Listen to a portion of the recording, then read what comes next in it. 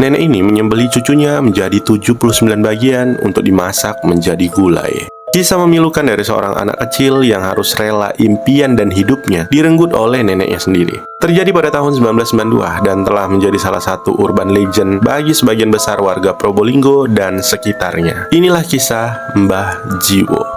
Chapter awal. Tidak banyak yang diketahui tentang latar belakang karakter dalam kisah ini. Sujiwo, yang biasa dipanggil Mbah Jiwo, hanya seorang nenek tua di desa Kandang Jati, Kulon, Probolinggo, Jawa Timur, yang masih memiliki hubungan kerabat dengan korbannya yang juga merupakan cucunya sendiri. 20 tahun yang lalu sebelum kejadian mengerikan itu terjadi, Mbah Jiwo adalah orang yang normal dengan kehidupan biasa yang dijalaninya sehari-hari. Tapi suatu ketika kakak tersayangnya meninggal dunia dan itu menjadi pukulan berat baginya. Dia menjadi orang yang berbeda dari sebelumnya. Orang-orang mengatakan bahwa dia mengidap kelainan jiwa karena tidak jarang dia akan mengganggu orang yang lewat depan rumahnya dengan menghadang, meneriaki atau bahkan memukul mereka. Dan karena ulahnya yang mengganggu orang-orang itu, Mbah Jiwo juga pernah dimasukkan ke dalam bak mandi oleh penduduk. Sampai suatu ketika, dia bukan cuma akan meneriaki atau memukul orang yang lewat depan rumahnya, tapi dia juga akan membunuh, menyembelih, bahkan berencana memasak cucunya sendiri, yaitu Farida, menjadi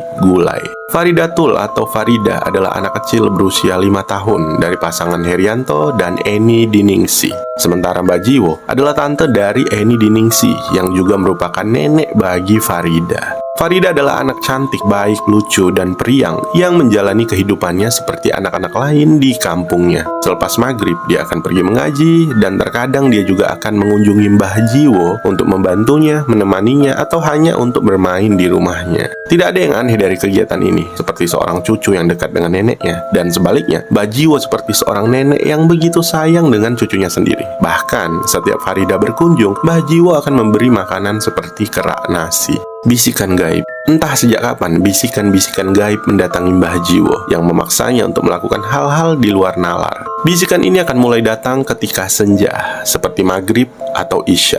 Dan sesekali dia bisa mengabaikannya, tapi entah kenapa untuk kali ini dia akan menuruti bisikan tersebut. Pada suatu ketika, bisikan gaib ini datang lagi pada waktu maghrib yang memaksanya untuk memakan daging manusia. Tapi syukurnya Mbah Jiwo bisa mengabaikan bisikan tersebut. Namun ketika Farida datang melewati rumahnya setelah waktu isya, bisikan itu kembali datang dan menyuruhnya untuk memakan cucunya tersebut. Mbah Jiwo membuka pintu dan memanggil Farida untuk mampir sebentar ke rumahnya. Dan seperti biasa, tanpa curiga Farida datang kepadanya untuk bermain atau sekedar berbincang dengan Mbah Jiwo. Hingga pada suatu momen, Mbah Jiwo meminta Farida untuk berbaring telentang di lantai rumahnya yang masih beralaskan tanah, dan kemudian menusuk leher cucunya tersebut dengan pisau hingga bercucuran darah. Farida yang merasa terkejut, sakit, dan lemas pun bertanya, "Kenapa Mbah melakukan ini padaku?" Tapi Mbah Jiwo terlihat sangat bersemangat dan mulai menggendong Farida serta berkeliling di dalam rumahnya tersebut. Mbah Jiwo seperti tuan rumah yang sedang mengadakan pesta. Dia terlihat bahagia dengan alunan musik dangdut yang dari tadi memang terdengar dari radio butut miliknya.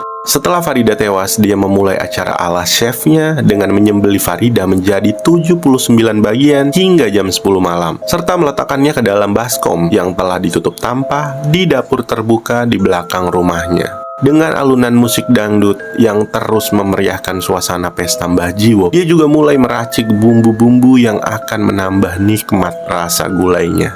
Pencarian. Sementara itu, orang tua Farida mulai cemas. Farida belum juga pulang ke rumah hingga tengah malam, karena biasanya Farida akan langsung pulang selepas mengaji pada jam 8 malam. Dari situ, orang tuanya mulai bertanya kepada tetangga apakah mereka melihat Farida. Tapi sebagian besar dari mereka tidak melihatnya dan memutuskan untuk membantu pasangan tersebut untuk mencari Farida. Teriakan-teriakan memanggil nama Farida pun terdengar sejak tengah malam. Bahkan Pak Ruat, yaitu kepala desa, juga ikut membantu mencari untuk menemukan Farida. Pencarian itu terus berlanjut, bahkan hingga 6 jam ke depan, Farida belum juga ditemukan. Mereka menyusuri setiap sudut desa, sungai, atau tempat-tempat lain yang biasa menjadi jalur pergi dan pulangnya Farida. Area rumah Mbah Jiwo juga menjadi salah satu tempat yang mereka periksa. Hingga suatu ketika, Pak Ruat yang sedang memeriksa area tersebut tanpa sengaja menyenggol baskom yang tertutup tampah dan terkejut dengan kemunculan tangan kecil yang mencuat dari baskom tersebut. Pak Ruat yang kaget juga semakin curiga karena menemukan adanya sepasang sendal milik anak kecil yang berada di dekat tungku pemasakan Mbah Jiwo.